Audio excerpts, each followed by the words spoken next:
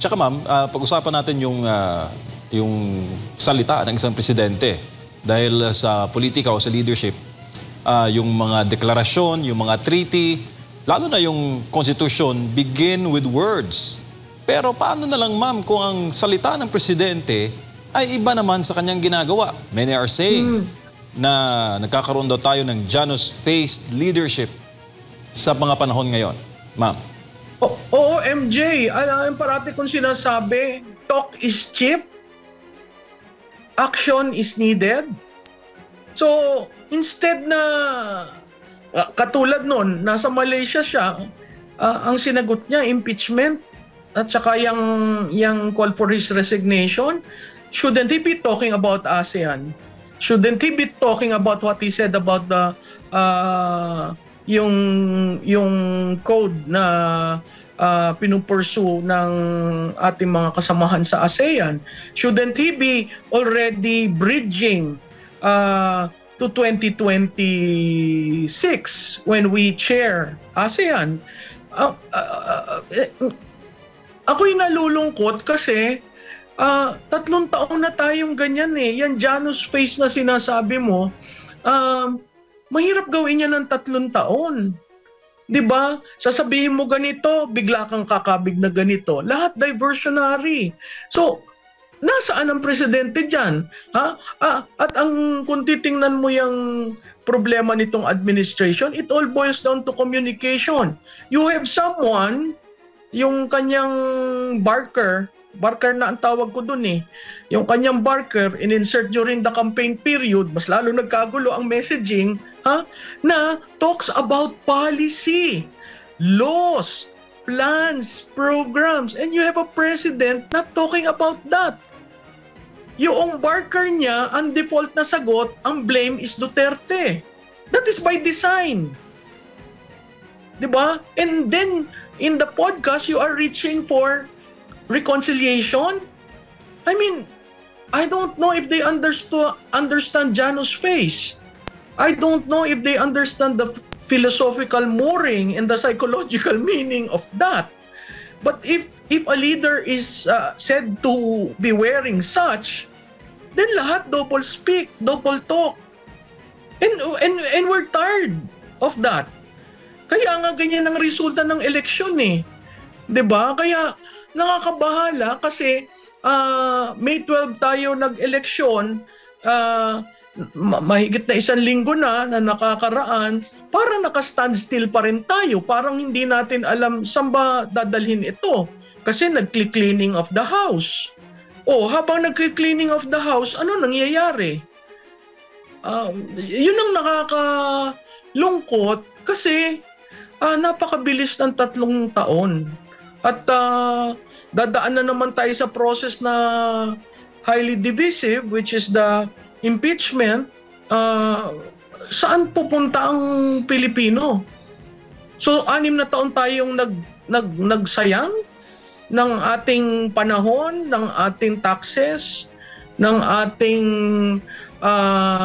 social contract dahil gusto natin na ayusin natin ang ating bansa. Ma'am, ano pong mga undercurrents ang nakikita po ninyo sa mga panahon ngayon, especially after the elections at papunta sa 2028 presidential race na naman, isa na namang highly divisive political na magaganap?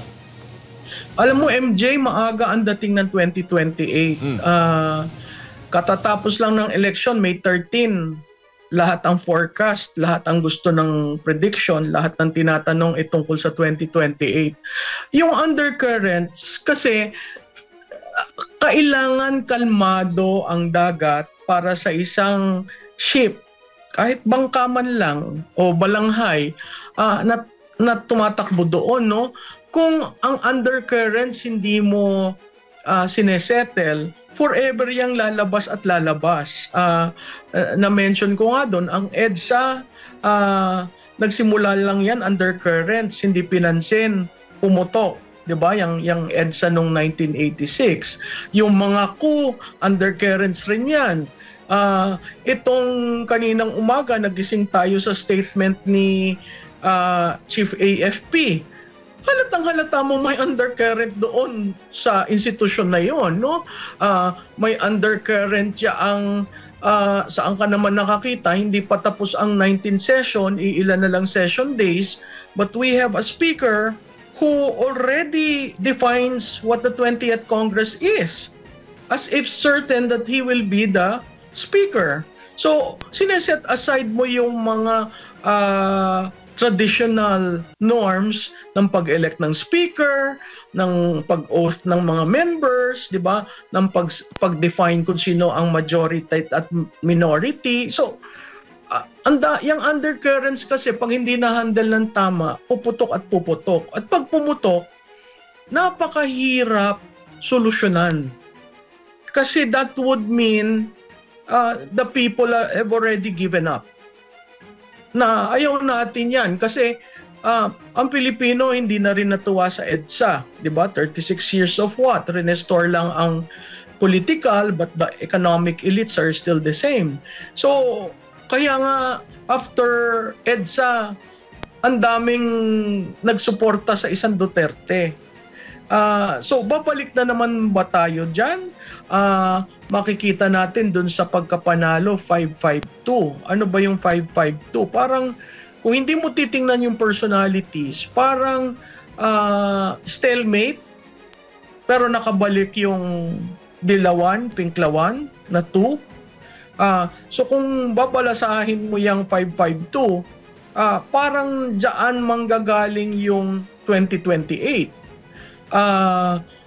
So may impeachment ka, merong galawan na ganyan, merong kang ICC, meanwhile ang ekonomiya natin hindi umaandar, tapos ang bureaucracia natin parang hesitant ang mga career officials to do their thing kasi you have a president who just called for the resignation of everyone. Kung ganun, kunyari nag-submit si MJ ng resignation, sinong pipirma ng lahat ng transaksyon?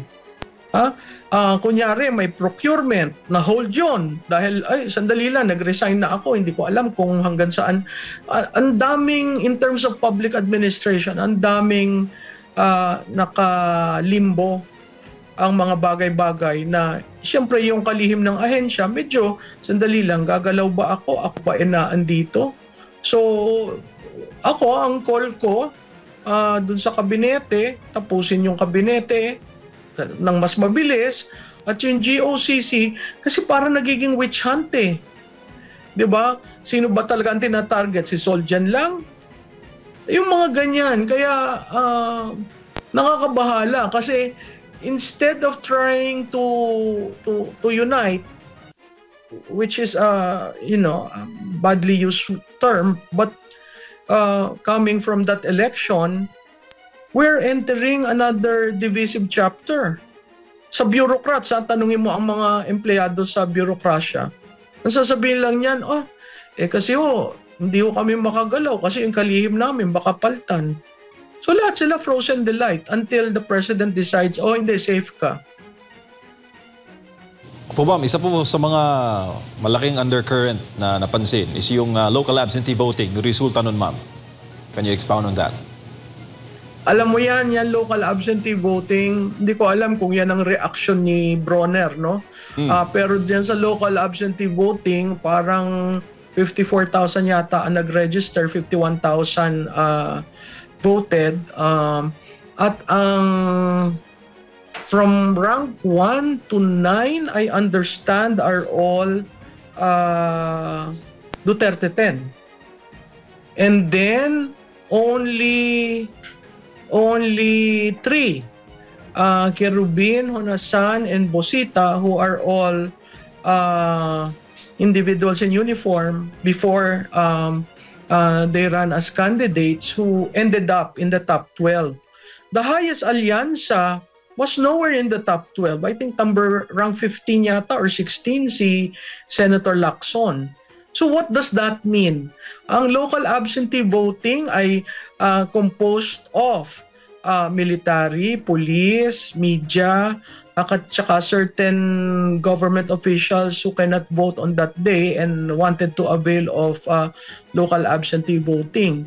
Doon makikita natin, kung yun lang ang pag-aaralan natin, that is a very alarming development, and that is a major undercurrent.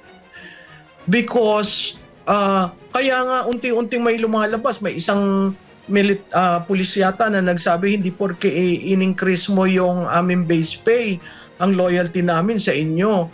You see how they are creating statements out there just to cure the local absentee voting. But that does not tell you the story. The base pay does not tell you the story. It's the reaction of these voters in ensuring, hindi kami sumasama sa coup, hindi kami may alternative kami dito, sige, boboto namin at sasabihin namin sa inyo kung ano nararamdaman namin. So you can see there, it's all Duterte 10. And then, Kerubin ended up in rank 9, Hunasan at rank 11, and Busita at rank 12. Si Marcos is a late entry to the pero at that time medyo gumaganyan-ganyan na siya. Lacson is the alyansa. Imagine Willie Ong na wala na sa nag-withdraw, still got. So these are all how shall I call it, protest votes coming from men in uniform. That is telling.